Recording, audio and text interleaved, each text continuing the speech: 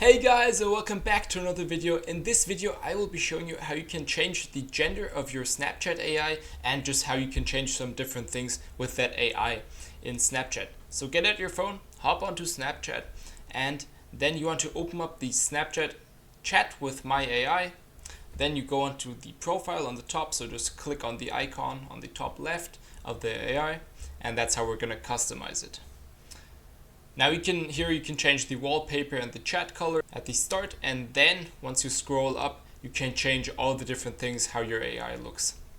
So just scroll up, click on avatar, and now you can choose first of all from male and female on top, male on bottom, and then you can, after you've done that, you can change some different things like skin color. First of all, you can choose from that. Then you can change the different hairstyles. So you can really customize everything with that AI. So we're just gonna go through it really quick.